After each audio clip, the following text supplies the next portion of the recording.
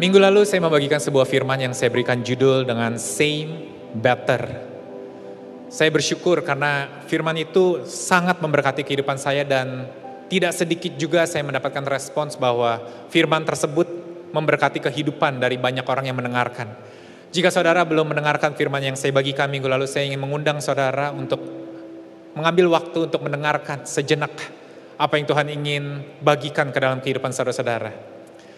Begitu banyak teman-teman yang WhatsApp atau yang posting, mereka memberi judul, mereka menambahkan kata-kata mereka sendiri di dalam same dan better, bagaimana mereka rasakan bahwa hidup mereka akan diubahkan oleh Tuhan. Tahukah saudara-saudara seperti kita property agent saudara-saudara atau developer, Muara Karang pada zaman dahulu Pantai Indah Kapuk adalah rawa saudara-saudara, tidak ada yang ingin tinggali. Tapi sekarang tempat ini berubah menjadi tempat yang paling hype saudara-saudara. Pantai Indah Kapuk yang paling diminati oleh begitu banyak kaum milenial. Same place, better prospect saudara-saudara. Demikian juga saya percaya bahwa Tuhan kita di atas segala desainer, di atas segala developer, di atas segala pikiran yang hebat yang pernah ada. Jadi saya percaya walaupun kehidupan saudara dan saya seakan-akan seperti sama, tapi Tuhan dapat membawa kita ke tempat yang lebih baik, dapat mengubahkan kita menjadi lebih baik. Dia dapat mengubahkan grave, kuburan, menjadi garden, menjadi sebuah taman saudara-saudara. Hanya Dia yang mampu. Jadi terimalah. Dan saya suka nature bagaimana Tuhan melakukan ini saudara-saudara. Saudara akan mungkin merasakan jika ini sudah terjadi. Atau saudara akan mungkin mengatakan kata-kata ini yang keluar dari mulut saudara. Yaitu adalah seperti ketika ini semua terjadi seperti effortless saudara-saudara. Kata-kata itu yang akan keluar saudara-saudara ketika kita merasakan kebaikan Tuhan dan ketika Tuhan tuntun kita seakan-akan effortless. Saya mau tekankan saudara-saudara, effortless tidak sama dengan no effort. Beda saudara-saudara. Effortless itu kita tetap melangkah, kita tetap bekerja, kita tetap mencari, kita tetap berusaha. Untuk yang mencari pasangan hidup kita tetap pakai make up, kita tetap mencoba menjaga fisik kita, jasmani kita, menjaga perkataan kita. Tapi effortless maksudnya tidak susah payah saudara-saudara. Dengan seakan-akan dengan langkah yang minimal mendapatkan hasil yang maksimal. Jadi saya ingin tekankan, pengajaran kasih karunia, kebaikan Bapa bukanlah membuat kita menjadi hanya diam dan menunggu saudara-saudara. Tapi kita akan mampu melangkah dengan sebuah keyakinan dan keberanian bahwa pengharapan itu tidak mengecewakan. Bahwa setiap langkah yang kita ambil adalah langkah pemenang saudara-saudara. Bahwa setiap tanah yang kita injak itu akan menjadi milik kita. Di dalam nama Yesus. Di dalam nama Yesus. But that's not my sermon today. Hari ini saya ingin membagikan sebuah firman yang saya beri judul The Comeback Kid. Mungkin saudara ketika mendengar perkataan ini saudara mempunyai sebuah bayangan. The Comeback Kid artinya apa saudara-saudara? Jika saudara tidak mengerti atau tidak mempunyai sebuah bayangan, izinkan saya memberikan sedikit penjelasan tentang judul ini The Comeback Kid. The Comeback Kid seringkali digambarkan ketika seseorang yang mungkin sudah akan terlihat kalah. Yang mungkin sudah terlihat projectionnya atau trajektori kehidupannya tidak terlalu baik. Tapi entah bagaimana caranya sesuatu terjadi dan keadaan pun berubah 180 derajat.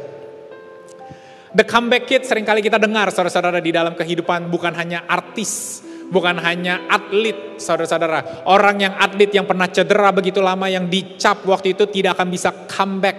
Tidak akan bisa kembali ke olahraga yang dia geluti saudara-saudara. Tapi somehow and somewhat dia dapat kembali. The Comeback Kid. The Comeback Kid menjadi begitu populer ketika tahun 1992 saudara-saudara. Bill Clinton ketika dia sedang running for president. Dia yang pertamanya diunggulkan tapi dia kalah demi kalah di setiap daerah. Akhirnya orang berpikir mungkin dia tidak akan menang periode pas zaman itu. Tapi somehow ada sebuah kejadian di satu tempat yang memutarbalikkan saudara-saudara keunggulan tersebut. Dan dia akhirnya menjadi presiden Amerika pada zaman itu. The Comeback Kid. Dan hari ini saya ingin berbicara kepada saudara-saudara bahwa you are the comeback kid. Bahwa saudara-saudara mungkin pernah mengalami masa-masa ketika orang-orang mengucilkan saudara. Bahwa saudara adalah saksi, bahwa saudara adalah the comeback kid yang saya sebut ini. Ketika orang-orang mengecap kehidupan saudara tidak akan bisa menjadi lebih baik. Ketika orang-orang melabel saudara bahwa sakit penyakit yang saudara derita tidak akan dapat disembuhkan. Bahwa saudara tidak mungkin berdiri hari ini. Bahwa tidak ada hal baik yang dapat saudara alami. Bahwa saudara tidak mungkin mempunyai pernikahan yang baik, saudara-saudara. But I want to tell you this. You are the comeback kid. Dan jika saudara that comeback kid, saya mau bersorak buat saudara. Saya percaya bahwa Tuhan yang telah bekerja di dalam kehidupanmu. Amen. Amen, saudara-saudara. Bacaan saya hari ini akan saya bawa dari 2 Samuel pasal 9. Saya akan mengambil dari terjemahan firman Allah yang hidup. Jadi jika saudara membaca Alkitab saudara dan kata-katanya tidak terlalu sama, jangan terlalu kaget dan heran. Karena saya mengambil terjemahan yang berbeda, saudara-saudara. Dikatakan di ayat yang pertama, Daud bertanya-tanya, adakah keturunan Saul yang masih hidup? Aku ingin berbuat baik kepadanya, sesuai dengan janjiku kepada Yonatan. Ia mendengar tentang Ziba yang pernah menjadi hamba Saul. Maka Daud menyuruh orang membawa Ziba menghadap dia. Lalu Raja Daud bertanya kepadanya, benarkah engkau Ziba? Ya baginda, jawabnya. Lalu Raja bertanya lagi, adakah keturunan Saul yang masih hidup? Bila ada, aku ingin menyatakan kemurahan Allah dengan menepati janjiku untuk berbuat baik kepadanya. Ziba menjawab, ya baginda, ada seorang putra Yonatan yang masih hidup, kakinya lumpuh. Di manakah dia sekarang? Tanya Raja Daud. Di Lodebar, jawab Ziba. Di Lodebar. Ia tinggal di rumah Makir, putra Amiel. Lalu Raja Daud mengutus orang untuk memanggil Mephiboset, putra Yonatan, cucu Saul, menghadap dia. Mephiboset datang menghadap Raja Daud dengan hati gentar. Ia sujud menyembah di hadapan Daud, penuh dengan ketakutan. Tetapi Daud berkata kepadanya, janganlah takut Mephiboset. Aku memanggil engkau karena aku ingin berbuat baik kepadamu demi janjiku kepada Yonatan ayahmu. Aku akan mengembalikan kepadamu segala tanah milik Saul kakekmu dan engkau boleh menetap di sini, di dalam istana dan makan sehidangan dengan aku. Mephiboset sujud di hadapan raja sambil berkata, hamba tidak layak mendapat perhatian baginda, karena hamba tidak lebih daripada seekor anjing mati. Lalu raja memanggil Ziba, hamba Saul itu, dan berkata kepadanya, aku telah menyerahkan kepada cucu Saul, tuanmu itu, semua milik pribadi Saul dan keluarganya. Engkau dan anak-anakmu serta hamba-hambamu harus menggarap tanah bagi dia, supaya ada makanan bagi keluarganya. Tetapi ia sendiri akan tinggal di sini bersama aku. Ziba yang memiliki 15 putra dan 20 pelayan menjawab, hamba siap melaksanakan perintah baginda. Sejak itu Mephiboset makan bersama Raja Daud seperti anaknya sendiri. Saya harus memberikan sedikit background, saudara-saudara. Musim kehidupan Raja Daud saat ini adalah dia sudah menjadi seorang raja. Kita tahu bahwa dia diurapi waktu mudanya, saudara-saudara. Bahwa ketika Samuel, nabi yang dikatakan tidak ada satu ucapan pun yang keluar dari mulutnya tidak terjadi. Tidak ada satu nubuatan yang keluar dari mulutnya tidak terjadi. Maka itu heranlah Isai, ayah dari Daud.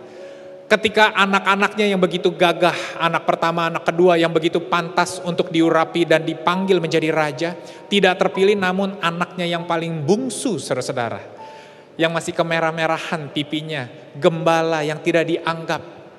Tapi dia yang diurapi oleh Samuel untuk menjadi seorang raja. Tapi kita sama-sama tahu cerita kehidupannya, bahwa Daud tidak langsung menjadi raja. Dan saudara harus mengerti, walaupun Saul raja pertama bagi bangsa Israel, tapi raja atau yang namanya kehidupan raja-raja di negara sekitar Israel sudah ada, saudara-saudara. Jadi saya cukup yakin Saul setelah melihat apa yang terjadi di kerajaan sekitarnya, dia tahu bahwa hak untuk menjadi seorang raja itu hanya bisa didapatkan dari garis keturunan, saudara-saudara. Jadi bagi Daud yang walaupun dia sudah diurapi oleh Tuhan, walaupun Tuhan yang berkata bahwa dia akan menjadi raja, tapi sebenarnya hal ini menjadi sebuah hal perkara yang cukup mustahil, saudara-saudara. Pernahkah saudara mengalami demikian? Ketika Tuhan berjanji kepada kehidupanmu, ketika Tuhan bernubuat melalui seorang nabi, seorang pendoa atau seorang pemberita firman, seorang preacher. Lalu saudara menangkap firman tersebut, saudara menangkap nubuatan tersebut, tapi saudara keesokan harinya bertanya bagaimana mungkin? Karena hal ini di luar dari kebiasaan yang terjadi. Benar-benar seakan-akan sebuah hal yang begitu jauh. Demikianlah dengan Daud, saudara-saudara. Tapi seiring waktu kita melihat, ketika Daud mulai mendapat sebuah favor dari Raja Saul, saudara-saudara. Menjadi hamba yang bermain kecapi untuk menenangkan pikiran dari Saul. Kita berpikir, wow, dari dia yang begitu jauh dari istana, tapi sekarang dia mulai berada di dalam satu ruangan bersama dengan raja. Apakah ini sudah semakin dekat? Mungkin itu yang Daud rasakan dan mungkin itu yang saudara rasakan. Saudara melihat kok Tuhan sudah mulai membuka pintu sedikit demi sedikit dan saudara mulai berharap. Saudara mulai berandai-andai, jangan-jangan inilah waktunya Tuhan. Tapi kita sama-sama tahu bahwa itu tidak semakin terjadi. Lalu ada kejadian berikutnya ketika Daud mengalahkan Goliat, saudara-saudara. Tahukah apa yang dijanjikan oleh Saul jika ada seseorang yang berhasil mengalahkan raksasa dari Filistin tersebut? Saul berjanji dia akan nikahkan dengan putrinya, saudara-saudara. Dan Daud memenangkan pertarungan melawan Goliat. Pintu yang tertutup rapat untuk Daud menjadi bagian dari garis keturunan Saul, sedikit demi sedikit mulai terbuka, saudara-saudara. Daud pun mungkin mempunyai sebuah pemikiran. Janji Tuhan benar, ya dan amin. Janji Tuhan benar bahwa ini akan digenapi. Dan saya percaya mungkin saudara pernah merasakan hal itu. Tapi kita sama-sama tahu apa yang terjadi pada kehidupan Daud berikutnya.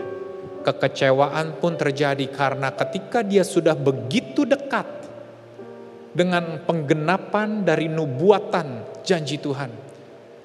Orang yang paling berhak untuk memberikan tahtanya malah memusuhinya, membencinya, dan ingin membunuhnya, saudara-saudara. Ketika saudara sudah begitu dekat dengan panggilan, dengan tujuan, dengan janji yang Tuhan berikan di dalam kehidupan saudara. Mungkin bertahun-tahun lalu, kita bukan berbicara tentang hari atau bulan, saudara-saudara. Kita berbicara tentang bertahun-tahun. Begitu sudah dekat, tapi malah seakan-akan Tuhan menutup pintu, saudara-saudara. Seakan-akan Tuhan berkata, putar balik. Daud harus menjauh dari tahta yang sebenarnya sudah dijanjikan kepada dia. Kekecewaan, kesedihan, putus asa. Bahkan tidak sedikit dari saudara dan saya yang berkata, enough is enough. Lebih mudah untuk kita menguburkan rencana Tuhan daripada kita harus bertahan tapi melawan arah dari yang dimana Tuhan mau kita berada, saudara-saudara. Daud pun semakin tersingkir, semakin tidak tahu. Bukan itu saja, saudara-saudara, istrinya pun, putri dari Raja Saul, meninggalkan dia, saudara-saudara. Jadi semakin tidak masuk akal untuk Daud bisa menjadi raja. Mungkin bisa ada benih-benih kepahitan karena kekecewaan terhadap Raja Saul. Saudara-saudara, dia telah begitu baik kepada Saul. Bahkan bukan itu saja. Saul ingin membunuh dia beberapa kali. Tapi yang menarik ketika kita baca tadi, dikatakan bahwa ada sebuah janji yang Daud ikat dengan Yonatan, putra dari Raja Saul, saudara-saudara. Ketika seorang anak dari raja tersebut yang sedang bertahta bahkan membuka pintu untuk orang luar dan menyetujui bahwa kamu lebih pantas untuk menjadi raja bagi bangsa ini, bukankah membuat perasaan Daud semakin terbakar-bakar, berkembang-kembang, saudara-saudara? It's growing loh. Tapi hanya kekecewaan yang dialami. Hanya kekecewaan. Dan akhirnya kita tahu ceritanya. Bahwa musuh masuk ke Israel dan membunuh Raja Saul. Saul itu mempunyai 7 orang anak, saudara-saudara, 7 orang putra.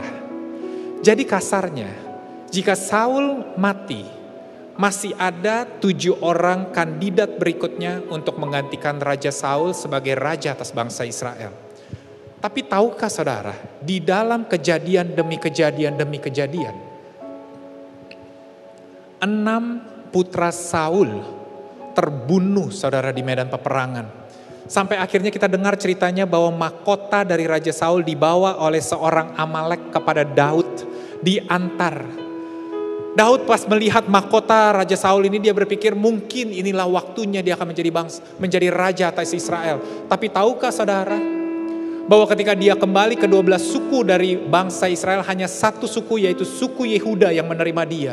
Sejak saat itulah terpecahlah kerajaan Israel menjadi 2 kerajaan, yaitu Raja Yehuda dan Raja Israel, saudara-saudara. Raja Yehuda yang kecil, inilah cikal bakal ke kerajaan Israel yang terpecah 2, utara dan selatan nanti setelah Daud tidak ada. Ada seorang panglima dari Saul, namanya Abner. Dia masih keluarga dari Saul. Dia begitu setia kepada Saul. Dia tahu bahwa hanyalah keturunan Saul yang bisa menjadi raja. Dia membawa seorang anak dari Raja Saul yang masih hidup bernama Isiboset. Dia bawa, saudara-saudara, dan dia angkat Isiboset menjadi raja Israel. Dia begitu setia kepada Isiboset. Dia bilang, saya akan dukung kamu agar kamu tetap menjadi raja. Tapi ada sebuah kejadian yang akhirnya membuat Abner tidak lagi mendukung Isiboset dan mendatangi Daud, saudara-saudara. Dia berkata, Daud, orang-orang Israel seluruhnya kelihatannya mereka hatinya condong kepadamu. Biarlah saya bantu kamu untuk kamu menjadi raja. Pernahkah saudara mengalami hal demikian? Bahkan ketika musuh saudara datang dan ingin membuat kebaikan di dalam kehidupan saudara. Saudara merasa ini semakin dekat. Dan betullah, saudara-saudara, akhirnya Isiboset pun meninggal dan Daud pun menjadi raja atas Israel. Inilah yang sedang dialami oleh Daud, saudara-saudara. Inilah kejadian kehidupan Daud. Tapi terlepas dari seluruh kekecewaan yang dialami, terlepas dari seluruh penantian yang begitu lama. Kita baca tadi di ayat awal mula-mula, saudara-saudara. Dia berkata, masih adakah keturunan Saul yang ingin dia tunjukkan kebaikannya karena dia mengingat janji kepada Yonatan, putra dari Saul. Lalu dikatakan ada, saudara-saudara. Buat kita-kita yang nonton Games of Thrones atau nonton film kerajaan, ketika kita mendengar masih ada seorang keturunan dari raja, putra, yang bisa menjadi pewaris dari mahkota, pikiran kita langsung, putra ini pasti akan diselundupkan dan dilenyapkan, saudara-saudara. Karena dia yang berhak. Tapi tidak demikian dengan Daud. Daud berkata, panggil Mephiboset. Sekarang saya ingin ceritakan bahwa Mephiboset, karakter yang mungkin saudara jarang dengar. Mephiboset adalah anak dari Yonatan, cucu putra satu-satunya, saudara-saudara, dari 7 anak Saul. Jadi dia adalah pewaris tahta Raja Israel yang sebenarnya. Tapi karena ada satu kejadian di dalam kehidupannya, yaitu ketika peperangan sedang terjadi, saudara-saudara. Penjaga dari Mephiboset menggendong Mephiboset yang masih muda. Dan tidak sengaja dia terjatuh, tersandung, dan menyebabkan kedua kaki dari Mephiboset menjadi lumpuh, saudara-saudara. Di dalam silsilah kerajaan, di dalam cerita kerajaan adalah sebuah aib bagi seorang pewaris tahta yang mempunyai cacat di dalam jasmani mereka. Mereka dipandang tidak pantas, mereka dipandang tidak cukup baik untuk memimpin sebuah kerajaan. Jadi Mephiboset tanpa disadari dia menjadi disqualified, saudara-saudara. Dan ini disebabkan bukan karena kesalahannya, tapi oleh karena kesalahan penjaganya yang bernama Ziba, saudara-saudara, yang membawa dia lari dan tersandung dan terjatuh. Pernahkah saudara merasa bahwa you are being disqualified? Bukan karena apa yang saudara lakukan, tapi oleh karena ada orang-orang di sekitar saudara yang melakukan hal kesalahan di dalam kehidupanmu. Saudara disqualified, dipandang tidak layak dari pekerjaanmu. Saudara dipandang tidak pantas untuk hubungan saudara. Saudara dipandang tidak cukup baik untuk kesehatanmu, bahkan untuk pelayananmu. Bukan karena kesalahanmu, saudara-saudara, tapi karena kesalahan yang dilakukan oleh orang-orang sekitar saudara. Lodebar, itulah tempat di mana Mephiboset tinggal, saudara-saudara. Lodebar di dalam bahasa aslinya artinya tidak ada padang. Seakan-akan menjadi sebuah tempat kematian, saudara-saudara. Tidak ada kehidupan. Saudara yang sebenarnya berhak, layak, pantas. Tapi saudara sekarang berada di tempat yang terpuruk. Tidak ada kehidupan. Tidak ada padang rumput, saudara-saudara. Dan tahukah saudara, sebenarnya Lodebar mempunyai arti kata lain, yaitu tidak ada ucapan, tidak ada komunikasi. Cukup menarik ya, kita berkata, katakanlah maka akan ada kehidupan. Ketika Lodebar yang artinya tidak ada padang, saudara-saudara, itu seakan-akan dikatakan tidak ada ucapan yang membawa ke kehidupan. Tapi yang menarik, saudara-saudara, arti nama dari Mephiboset adalah mulut yang mengusir berhala, saudara-saudara. Wow, ketika saya tahu arti nama dari Mephiboset dan Lodebar, saya mulai bisa relate, saudara-saudara, bahwa terkadang kesulitan yang kita hadapi, permasalahan yang kita alami, saudara-saudara, yang dulunya mungkin kita berkata iman, kita berani berkata Tuhan janjinya ya dan amin. Ketika ada orang sakit kita berani berkata, kita berani berdoa, Tuhan pasti sembuhkan. Tapi karena ada sebuah kejadian yang begitu mengecewakan di dalam kehidupan kita, kita pun mulai tidak berani berkata-kata, saudara-saudara. Ketika kita mendoakan pun, kita mulai berkata, jangan saya deh. Kayaknya saya kurang pantas. Kayaknya saya kurang cukup baik. Bahkan kalau ketika kita akhirnya harus terpaksa berdoa, kita katakan kata-kata demikian, saudara-saudara, yang dulu kita begitu yakin, kita berkata, jika Tuhan berkenan, jika Tuhan mau, jika Tuhan izinkan. Tidak ada keyakinan, saudara-saudara, karena bukan karena apa-apa, saudara-saudara, tapi kekecewaan yang dialami. Tapi hari ini Raja Daud berkata, Mephiboset, datanglah, bawalah dia ke istana, saudara-saudara. Wow, maka itu ketika saya mengerti cerita tentang Daud, sebagaimana dia yang seharusnya sudah semakin mendekat, saya yakin Mephiboset pun tahu. Karena Mephiboset anak dari Yonatan, anak Saul yang begitu mengasihi Daud. Jadi dia pun pasti mendengar bagaimana Yonatan begitu mengasihi Daud. Dia pasti mendengar di rumahnya bagaimana Yonatan pun setuju bahwa Daud menjadi Raja Israel. Dan dia tahu bagaimana di dalam sejarah raja-raja, untuk setiap orang yang menghalangi seseorang menjadi raja, hanya kematian atau maut yang menjadi jawaban dari kehidupan mereka. Maka itu jangan heran, saudara-saudara, ketika Mephiboset datang kepada Daud. Dia takut dan gentar, dia sampai bersujud, saudara-saudara. Karena dia takut dia akan dihabisi. Dan itulah yang mungkin saudara rasakan ketika saudara berhadapan dengan orang yang baik di dalam kehidupan saudara, di dalam kehidupanmu. Ketika keadaanmu begitu terpuruk sekarang, ketika orang sedang memberikan sebuah tangan untuk menolong dan mengangkat saudara, saudara bukannya bersuka cita, tapi kelukaan yang begitu dalam membuat saudara malah semakin berjaga-jaga. Jangan-jangan dia hanya ingin memanfaatkan saya. Jangan-jangan dia hanya ingin mempermainkan saya. Tapi ini yang Daud katakan, Mephiboset, Karena ada sebuah janji yang kuikat dengan Yonatan ayahmu, maka aku ingin menggenapi janji tersebut. Aku ingin memelihara kehidupanmu. Maka itu akan kukembalikan seluruh tanah milik Saul, milik keluargamu yang sepantasnya. Ku akan kembalikan semuanya dan tidak aku ambil lagi menjadi bagian dari aku, tapi ku kembalikan agar engkau dapat tinggal di tempat itu. Engkau yang mempunyai hamba yang sudah begitu setia, yaitu Ziba selama ini. Sekarang ku tunjuk bahwa Ziba, engkau harus merawat Mephiboset, saudara-saudara. The comeback kid. Mephiboset yang begitu jauh dari istana, sekarang dia kembali ke istana. Dan dia bahkan bisa tinggal di istana, saudara-saudara. Bukan itu saja, dia bahkan sekarang dapat duduk makan bersama dengan Daud.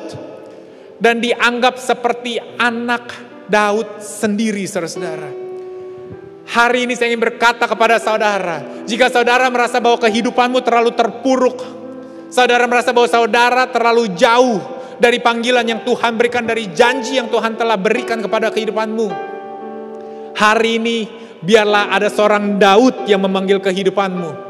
Saudara dipanggil dan kembali duduk saudara di istana, di tempat di mana semestinya saudara berada. You are restored, you are the comeback kid. Saudaralah anak yang kembali tersebut, saudara-saudara. Dikembalikan atributnya, dikembalikan posisinya. Jadi jangan pernah berkecil hati, saudara-saudara. Jangan pernah memandang bahwa saudara is never good enough.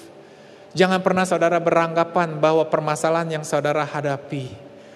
Jangan pernah berpikiran bahwa perkataan-perkataan orang yang begitu melukai saudara dapat menjadi batu penghalang dan pintu yang menutup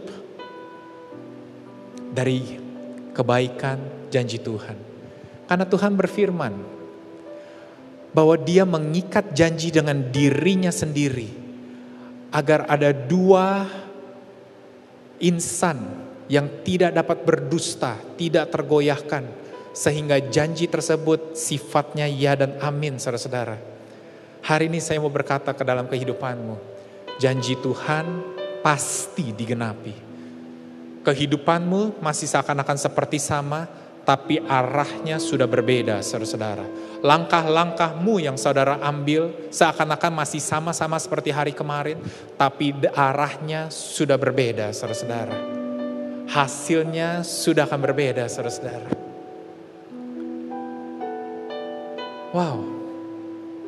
Tapi yang menarik, saudara-saudara, cerita The Comeback Kid di dalam kisah ini bukan hanya Mephiboset, saudara-saudara. Karena ada seorang another comeback kid. Tahukah siapa? Daud, saudara. Bahwa Daudlah seorang comeback kid yang lain, saudara-saudara. Seorang anak yang datang kembali. Yang telah datang kembali dari panggilannya, janjinya, nubuatan yang begitu jauh. Dan dia telah kembali ke asal dari rencana Tuhan mula-mula. Tapi yang menarik, yang benar-benar menarik, terlepas dari segala keraguan, keputusasaan, kebingungan, dan mungkin kekecewaan yang dihadapi. Buahnya, saudara-saudara, ketika dia diangkat menjadi raja, dia tidak berpikiran buruk kepada Mephiboset. Malah dia ingin berbuat baik kepada Mephiboset. Hari ini saya berdoa, kesulitan apa yang saudara hadapi saat ini, biarlah itu tidak menjadi sebuah benih kepahitan, saudara-saudara. Karena Tuhan pasti akan memulihkan keadaan saudara dan menempatkan kemana posisi saudara semestinya. Tapi saya berdoa, ketika saudara berada di posisi tersebut, saudara-saudara, saudara tidak dengan luka saudara dan kemudian akhirnya menghakimi orang-orang di sekeliling saudara. Saudara akhirnya menutup pintu untuk memberikan kasih, memberikan grace kepada orang-orang di sekeliling saudara. Saya berdoa untuk setiap pemimpin, setiap jemaat di tempat ini. Saudara dapat memberikan grace, bahkan kepada kami, para pastors di tempat ini. Karena saudara mengerti apa rasanya di dalam kegelapan. Saudara mengerti Dan saudara telah lewati itu semua. Dan hari ini saudara katakan, there is grace for you. Saudara mesti tahu, hanya seorang comeback kid yang dapat mengerti apa yang dilalui oleh another comeback kid. Saya ulang saudara-saudara. Hanya seorang survivor cancer yang dapat memahami the struggle of another cancer patient, saudara-saudara. Seorang yang pernah mengalami permasalahan di dalam pernikahan mereka. Mereka dapat memahami bagaimana rasanya ketika ada pasangan yang sedang menghadapi turbulensi di dalam hubungan mereka. Kesulitan dan permasalahan yang saudara hadapi is not in vain, is not wasted. Karena Tuhan ingin menunjukkan melalui kehidupanmu bahwa kasih karunia-Nya cukup dan janjinya adalah ya dan amin, saudara-saudara. Bahwa saudara akan menjadi saksi bahwa Tuhan mampu memutar dan mengubah kehidupan menjadi baik, saudara-saudara. A comeback kid menolong another comeback kid. Daud menolong Mephiboset bukan dengan untuk menggurui, saudara-saudara. Kamu harusnya begini. Seringkali itu yang kita alami. Karena mungkin kita sudah melalui sebuah permasalahan yang begitu hebat, kita merasa kita sudah lewat, akhirnya kita datang sebagai guru, kita ingin mengajar. Itu bukan buah sebenarnya, saudara-saudara. Daud menunjukkan bagaimana buah sebenarnya. Bahwa dia tahu selama hidupnya dia dipelihara oleh kasih Tuhan dan kemurahan hati Tuhan belaka. Dia tahu bukan karena langkah-langkah yang dia ambil atau metode yang dia pilih, saudara-saudara. Maka itu ketika dia menghadap Mephiboset, dia bukan ingin menggurui, tapi dia hanya ingin merangkul. Dia berkata, datanglah dekat. Bagi saudara yang mengerti setelah masa lalu, masa kesulitan yang saudara hadapi begitu berat dan hanya Tuhan yang menolong. Saya yakin saudara-saudara di dalam nama Yesus. Ketika saudara sedang membantu, berjalan bersama dengan seseorang yang lagi berjuang dan bergumul di dalam kehidupannya. Bukan masalah metode, bukan masalah 1, 2, 3 langkah yang akan keluar dari mulutmu. Tapi saudara hanya akan berkata, Tuhan pasti bantu. Kamu lagi susah, saya ngerti rasanya, saya mau telepon kamu, saya pengen temenin kamu. Yang mungkin gak setiap hari, tapi saya ngerti rasanya. Ketika kita lagi menjadi pasien COVID, karantina, dan dikirimin makanan.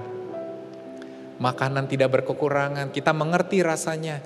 Ketika orang tua kita sedang berada di ICU, membutuhkan obat. Dan ada orang-orang di sekitar kita yang menolong kita, menelpon kiri kanan, mencarikan obat tersebut. Bukan metodenya saudara-saudara, tapi kita bisa mengerti bahwa kesulitan yang dihadapi itu dibantu sedikit saja akan begitu meringankan. Dan itulah yang Daud lakukan, saudara-saudara. Hari ini saya berdoa di keluarga besar The Cause. Ketika saudara melihat pemimpin saudara, ketika saudara melihat orang-orang yang saudara berharap dan menempatkan sebuah ekspektasi yang tanpa sadar saudara berikan, saudara-saudara. Dan kemudian mereka seakan-akan mengecewakan saudara. Pilihan-pilihan, keputusan yang diambil seakan-akan kok tidak sesuai dengan yang ada di bayangan saudara. Saya berdoa, saudara-saudara. Sebagaimana kasih karunia telah memelihara kehidupanmu dan membawa saudara kembali dari pergumulan dan kesulitanmu. Kasih karunia yang sama juga dapat saudara berikan kepada orang-orang di sekitar saudara, bahkan termasuk orang-orang yang saudara pikir harusnya lebih kuat daripada saudara. Saya berkata ini untuk jaga-jaga. Karena saya tahu situasi saya. Saya bukan orang kuat, saya bukan orang pintar. Saya tahu pasti akan ada momennya. Mungkin perkataan saya yang bercandanya gak sengaja. Atau mungkin apa yang saya lakukan tidak berkenan dan mengecewakan. Saya masih manusia, saudara-saudara. Masih belajar. Jadi saya memberikan disclaimer terlebih dahulu. Biarlah ada kasih karunia. Saya boleh undang tim worship untuk naik ke atas panggung dan sebentar lagi kita akan masuk altar call. Tapi saya ingin memberikan sebuah plot twist, saudara-saudara. Wah, I love plot twist. Kita tahu bahwa Mephibosheth adalah the comeback kid. Dan kemudian Daud pun ternyata is another comeback kid, saudara-saudara. Maka itu kita mulai mengerti mengapa Daud melakukan apa yang dia lakukan. Tapi tahukah saudara, ada sebuah ayat di kitab Ibrani pasal 4 yang berkata demikian. Sebab imam besar yang kita punya, yaitu Yesus, bukanlah imam besar yang tidak dapat turut merasakan kelemahan-kelemahan kita. Saya ulang ya saudara-saudara ya. Dia bukanlah imam besar yang tidak dapat turut merasakan kelemahan-kelemahan kita. Sebaliknya sama dengan kita, ia telah dicobai, hanya tidak berbuat dosa. Yesus datang menjadi manusia. Dia adalah Tuhan, saudara-saudara. Bisa kok dia hanya memberikan firman dan berkata seluruh dosa manusia saya hapuskan mulai saat ini juga. Dan dosa manusia pun dihapuskan. Tapi tidak demikian, dia turun wujud dalam rupa bentuk manusia, saudara-saudara. Dia dicobai oleh iblis. Dia mengalami yang namanya lapar. Dia melihat yang namanya penderitaan. Dia melihat di mana ada orang-orang sakit dan orang-orang menangis karena ada kematian. Dia melihat banyak orang-orang tidak ada harapan, saudara-saudara. Dia mengerti dan merasakan bagaimana sedihnya dan getirnya kehidupan, saudara-saudara. Maka itu dikatakan dia bukanlah imam besar yang tidak dapat turut merasakan kelemahan-kelemahan kita. Dia bahkan juga merasakan sebuah ketakutan ketika dia sebelum datang ke Golgota, saudara-saudara. Dia berkata, biarlah cawan ini kalau boleh berlalu daripadaku. Dia tahu rasanya bagaimana saudara dan saya takut akan kematian, saudara-saudara. Takut akan bagaimana orang-orang yang kita tinggalkan. Maka itu dia panggil kepada Yohanes. Dia bilang, mulai hari ini ibuku adalah ibumu juga. Dia bisa merasakan kekhawatiran, saudara-saudara. Dia bisa merasakan kelemahan-kelemahan kita. Tapi hari ini ada kabar baik, saudara-saudara. Bahwa sebagaimana dia telah menang dari maut, demikian juga kehidupanmu sudah dimenangkan oleh pengorbanannya, saudara-saudara. Sebagaimana dia mengerti dan menerima kasih karunia dari Bapa selama dia hidup di bumi ini, saudara-saudara. Demikian jugalah dia memberikan kasih karunia kepada saudara dan saya. Walaupun kita gagal dan kembali gagal. Walaupun kita janji dan kembali menelan ludah. Walaupun kita berusaha dan kembali menarik diri, saudara-saudara. Tapi dia tetap memberikan kasih karunia karena dia percaya. Kasih karunia yang sama yang akan membuat saudara menjadi the next comeback kid, saudara-saudara.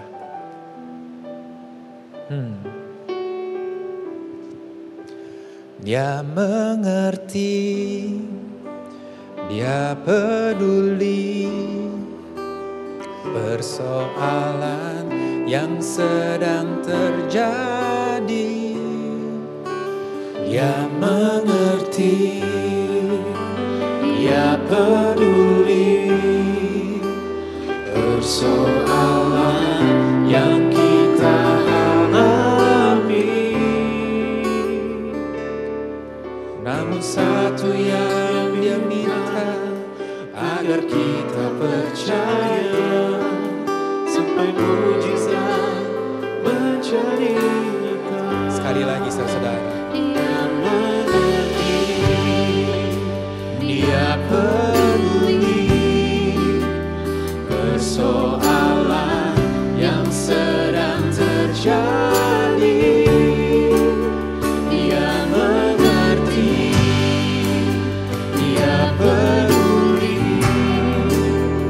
persoalan yang kita alami.